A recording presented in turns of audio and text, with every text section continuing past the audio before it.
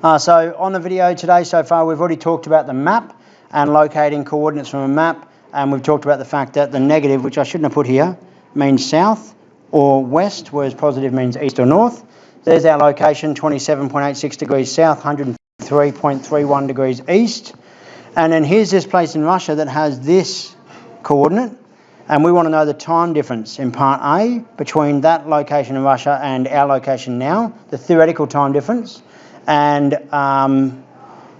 you guys have just determined that east-west matters, and the difference east is almost negligible. Like there is a difference there according to our exact location, but it's basically negligible. And so therefore the time difference is 0 hours.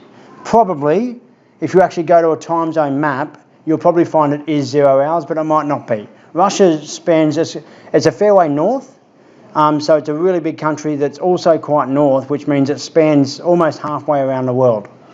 So they have a lot of time zones across the breadth of Russia, so they've got a lot of problems there to deal with. This place will be in Siberia somewhere, and it's probably got our time zone, give or take an hour. That's A. What's the distance between these two locations? Can anybody tell me what the issue is with that question? What our issue determining a distance is? Or is there not an issue, but I've kind of led you down that path now?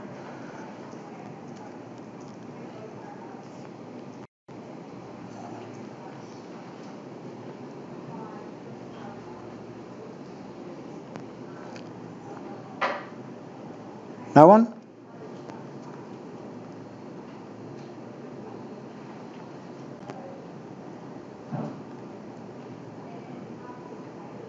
So what did we say about coordinates? To find a distance in your syllabus, remember you can find a distance between anywhere on Earth, but in your syllabus there are some constraints. Does anyone remember what those constraints are? So either, and again I'm looking at the globe now, oh that's just about to pull everything off, either we have to be on the same line of longitude so that we're on a great circle, or we have to be on the equator, both locations, which means we're still on a great circle, or we have to be on a horizontal small circle.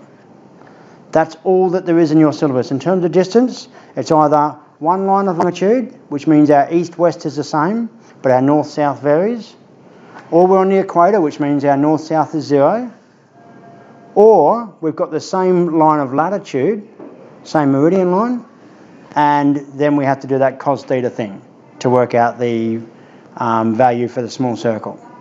They're our three options. This technically doesn't meet any of those three requirements because there is a big difference in north-south, but there is a difference in east-west. Now that might be the bit where you felt a bit tricked and you didn't really spot that, but that's what I was asking. Which one is negligible though?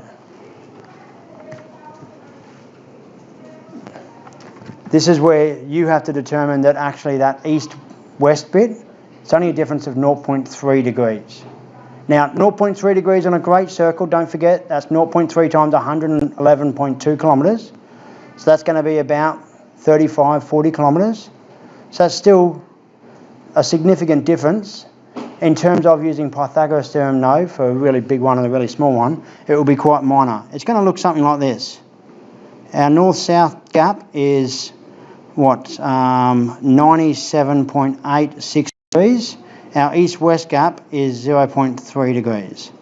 And it's a pretty poor triangle, but I hope you're getting the picture that that tiny little gap at the bottom is negligible. So if you have a slight variation in east-west or a slight variation in north-south, you can just make the assumption that they're equivalent.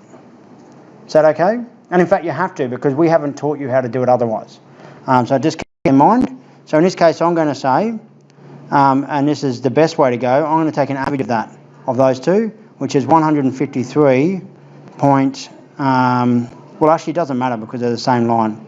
So it would matter with north-south, but it won't matter with these ones. North-south you would have to take an average because it affects the cos theta. This doesn't affect the cos theta.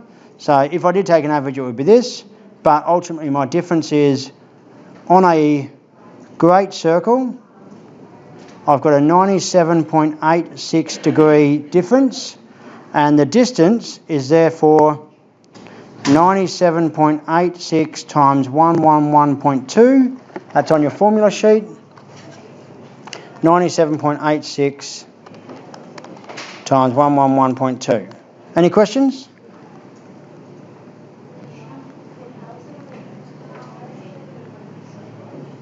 And in fact, I've kind of done that wrong as well, because remember it's assumed 2 decimal places unless you're otherwise told. If an albatross was flying at an average speed of 40 kilometres per hour, how long would it take to fly from CAC to there? Answer in hours and minutes. Does anyone know how to pronounce that, by the way? No, okay, let's leave it. How long will that take? Does anyone remember the relationship between distance, speed and time? This relationship is not referenced in the syllabus, it's referenced in the assumed knowledge part of the syllabus. So you should know distance, speed and time. It's something you will have covered in year 8 and 9. It's something we've brought in again since then, and you've probably seen it in science as well. Distance, speed, time, any of you know the relationship?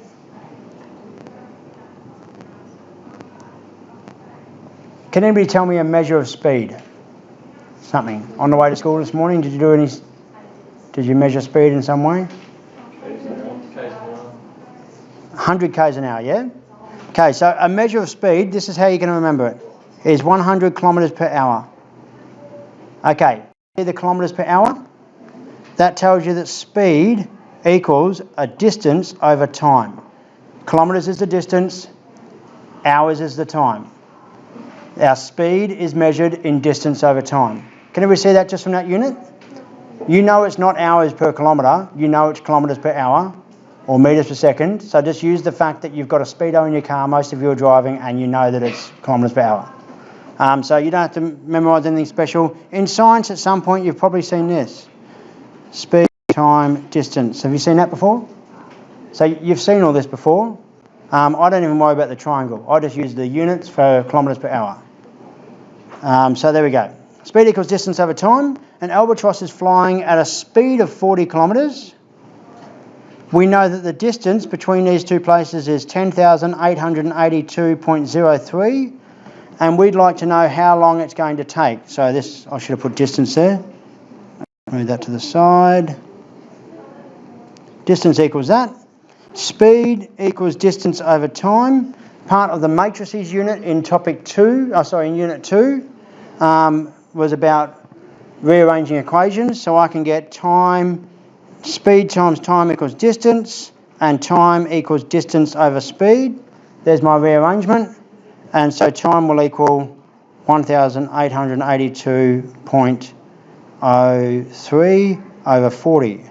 And you know, maybe if you take some time to think about it, that's logical.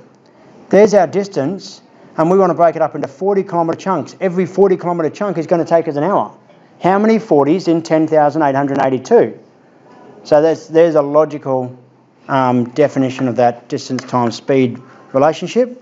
So I get that answer, I divide it by 40, I get a syntax error because I didn't use answer, shift answer, there we go, 272.05. 0.05 hours, because it's the time. The question says answer in hours and minutes. How do I turn 272.05 into hours and minutes? Put it over 60 and times it by 100. Do it over 60 divided times by 100.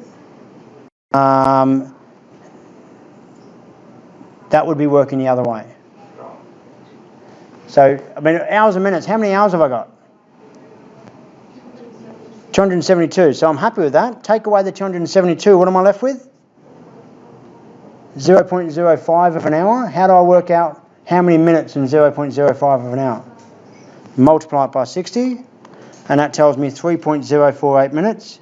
So I get 272 hours and 3 minutes to the nearest minute. That's how long it's going to take the albatross to fly from here to there. Given albatrosses can travel for up to 46 days without stopping, comment on the reasonableness of your answer, question C. So 272 hours, how many days is that? How do I work that out?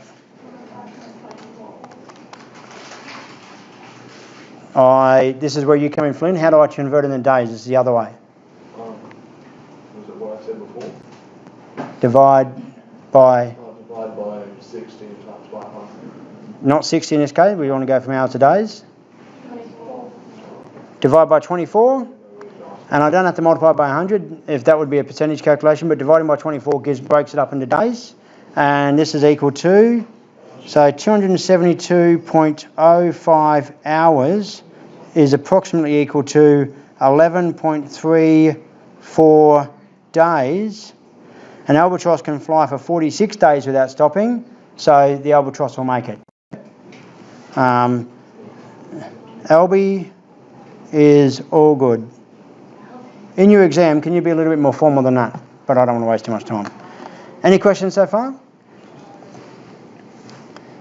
This would be a 1 mark question. Expect to see it. There's no real maths in that. You had to do one conversion and then make a statement about the reasonableness.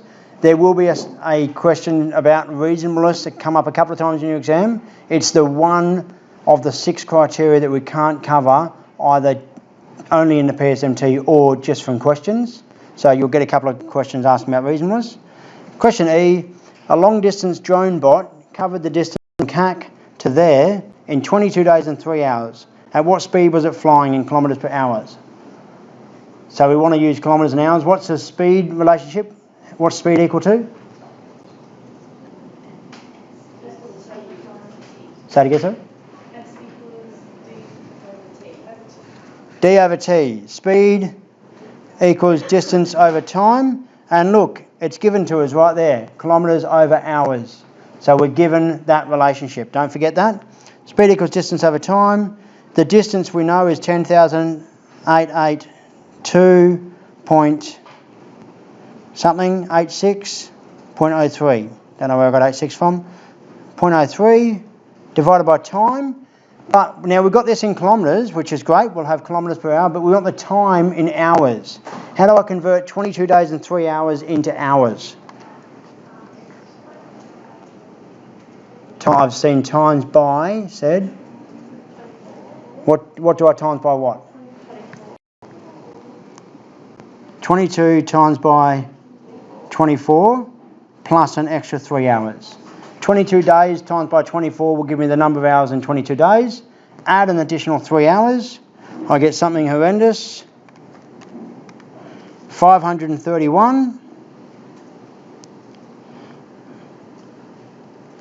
Keep in mind here the drone bot took twice as long as the albatross. The albatross took 11.33 days. The drone bot took 22 days and a bit. So I'm expecting the speed to be half as much.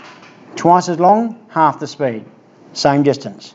So I get my 10882.03 divided by 531 should be about 20 kilometres, and I get 20.49 kilometres per hour is the speed of the drone bot. Any questions? I'm going to do 2 a day. So I'm going to leave question 2 up there and we'll do it later in the lesson. You've got probably half an hour now just to do some of your own work, ask me questions, etc.